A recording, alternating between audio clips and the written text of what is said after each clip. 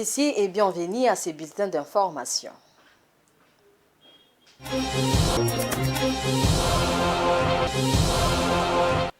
Ouvrons ces bulletins avec une brève. Le procureur général près la Cour de cassation a sollicité ce lundi une nouvelle autorisation à l'Assemblée nationale pour engager des poursuites contre les ministres de la Justice, Constant Moutamba, pour des soupçons de détournement. Ces nouveaux réquisitoires lits en pleine plénière intervient auprès de ministres étaient auditionnés au moins 2 fois déjà. Le chef de l'État Félix Tshisekedi est arrivé ce lundi à Kolwezi, au Lualaba, dans le sud-ouest de la République démocratique du Congo, accompagné de la première dame Denise Nyakero, dont le double but de présider la 12e conférence des gouverneurs qui débutera aujourd'hui et effectuer une visite d'itinérance dans cette capitale mondiale du cobalt. Pour cette première journée, le président Félix Tshisekedi a participé à l'inauguration du village du Progrès, un important ouvrage comprenant notamment une salle de 1500 places assises, des chambres pour les visiteurs et des équipements modernes utiles pour les conférences, selon la présidence congolaise. Suivez ces propos recueillis de la gouverneure de province Fifi Masuka. 3 infrastructures majeures seront inaugurées par la main du Père de la Nation. Les nouveaux bâtiments administratifs du gouvernorat, la salle polyvalente, le village de congrès. Ces réalisations s'inscrivent dans les 6e axes prioritaires du second mandat du président de la République, ainsi que dans les piliers du plan de développement provincial 2024-2028, consacré au renforcement de la bonne gouvernance et à l'amélioration de l'efficacité des services publics. Présentation des ouvrages.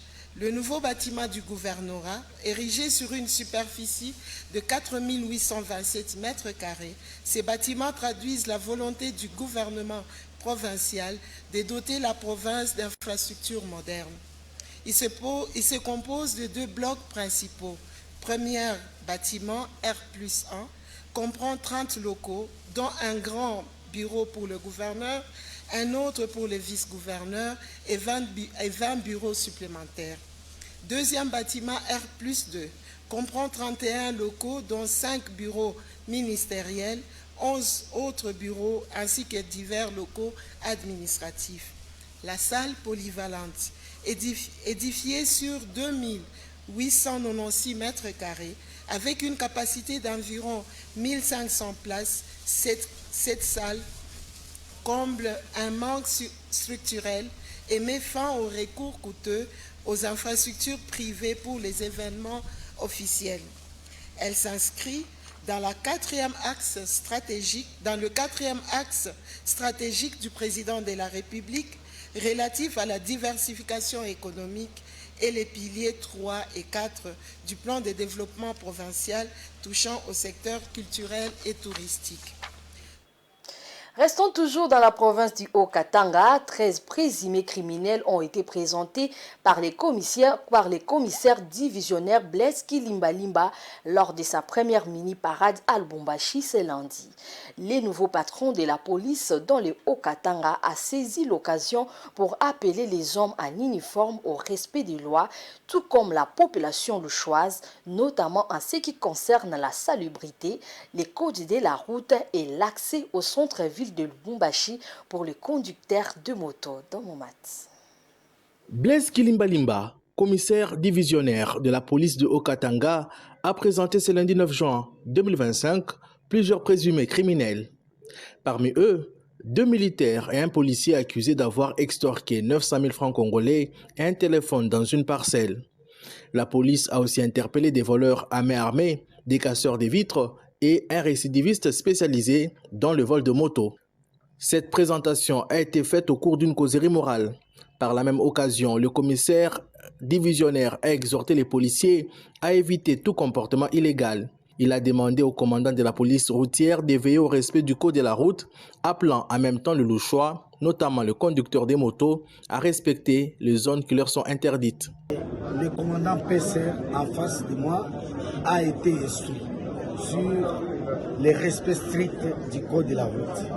Et j'en profite pour demander à la population louchoise de s'empêcher, de s'interdire de violer le code de la route, de s'interdire de circuler avec des motos en dehors des heures prévues, parce que ces motos sont source d'insécurité. Le nouveau chef de la police du Haut-Katanga annonce également des mesures contre le marché pirate. Plusieurs mesures ont été prises relatives aussi à l'assainissement. Les marchés pirates, garages pirates, il est grand temps de garder notre ville salubre. Parmi ses priorités, restaurer la confiance entre population et police et renforcer la sécurité à Lubumbashi. Blaise Kilimbalimba lance ainsi plusieurs chantiers pour améliorer la situation sécuritaire dans la province. Revenons dans la ville-province de Kinshasa où l'insécurité fait face à une situation très compliquée. Après les violences des Kuluna, la capitale est désormais confrontée à une vague inquiétante de braquages à main armée. Menés par de bandes armées à moto, ces actes violent et plongent la population dans une peur constante malgré les appels des autorités à une réponse sécuritaire plus ferme. Blessed Kouzola nous en dit plus. Il y a peu, le Kinois vivait dans l'insécurité provoquée par des jeunes âgés de 13 à 35 ans appelés Kuluna. Ces derniers s'y livraient à des affrontements violents entre bandes organisées ou s'attaquaient régulièrement en pleine rue à des citoyens paisibles. Munis d'armes blanches, ils les dépouillaient de leur argent, les brutalisaient, parfois même les blessaient gravement. Ces phénomènes touchaient pratiquement toutes les communes de Kinshasa, à l'exception notable de Gombe. Malgré plusieurs initiatives des autorités, arrestations massives, procès publics, campagnes de dissuasion, le fléau de Kuluna n'avait que partiellement reculé. Et voilà que les Kinois sont désormais confrontés à une autre forme d'insécurité encore plus alarmante, les braquages à main armée. Ces actes criminels sont perpétrés par deux groupes d'hommes circulant sur 3 à 6 motos armés d'armes à feu. Ils n'hésitent pas à tuer pour emporter de fortes sommes d'argent. Leurs cibles privilégiées, les cambistes regroupés dans le shop, les véhicules transportant de fonds de société, les supermarchés ou encore les zones industrielles. Ce fut notamment le cas le samedi dernier à Limité Industriel où un véhicule a été attaqué, provoquant la mort du chauffeur congolais d'un ressortissant chinois alors qu'il venait de quitter une banque. La scène, filmée par des caméras de surveillance, a rapidement fait le tour des réseaux sociaux, accentuant les sentiments de peur chez les habitants. Quelques jours auparavant, à peine 1 kilomètre plus loin, une quinzaine de bandits avaient attaqué une chambre froide à Lemba en pleine journée. Ces braquages sont devenus quasi hebdomadaires à Kinshasa. Les malfaiteurs, souvent en moto, opèrent à visage découvert, parfois même sous les yeux de passants, sans craindre d'être filmés. Face à cette montée inquiétante de la violence urbaine, le président Félix Tshisekedi a évoqué les sujets lors du dernier conseil de ministres, appelant à une mobilisation générale de forces de sécurité pour une riposte vigoureuse, coordonnée et durable. Pour plusieurs analystes, l'insécurité à Kinshasa est en train de muter.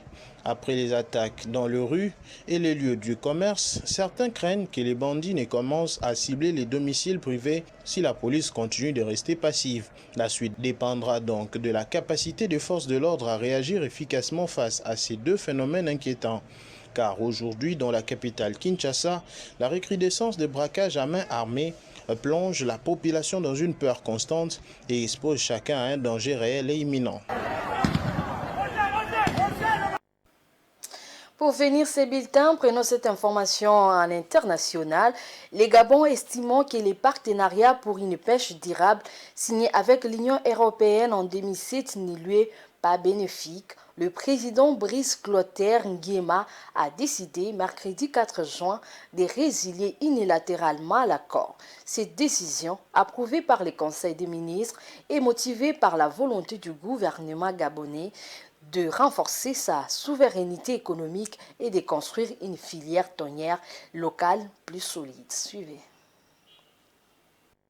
Le Gabon a récemment annoncé sa décision de dénoncer unilatéralement l'accord de partenariat de pêche durable signé avec l'Union européenne en 2007. Cette rupture, validée en Conseil des ministres le 4 juin 2025, est motivée par la volonté du gouvernement gabonais de renforcer sa souveraineté économique et de bâtir une filière tonnière locale plus solide. Le gouvernement gabonais juge l'accord existant profondément déséquilibré et souligne notamment que les recettes générées ne compensent ni la valeur réelle des captures, ni les coûts de surveillance et de contrôle, ni les pertes dues à l'absence de transformation locale. Le Gabon envisage toutefois de renégocier un nouvel accord de pêche avec l'Union européenne pour établir un partenariat plus équitable et bénéfique pour les deux parties. Selon les autorités gabonaises, les gouvernements dans cette nouvelle démarche souhaitent mettre l'accent sur la nécessité de renforcer la gouvernance de pêche, la protection de l'environnement marin et le soutien à la création d'emplois et d'activités dans les secteurs de la pêche. En outre, les investissements en matière de développement local, d'emploi et de renforcement des capacités nationales restent insuffisants. À noter qu'initialement, l'accord de partenariat de pêche durable avec l'Union européenne a été renouvelé à plusieurs reprises jusqu'en 2021 pour une durée de 5 ans et une valeur globale estimée à environ 17 milliards de francs CFA selon les données officielles. C'est la fin de ce bulletin d'information. Mesdames et messieurs, merci de l'avoir suivi et bonne suite des programmes sur Géopolis Télévision. À 19h, vous suivrez la grande édition avec Damani Mujinga.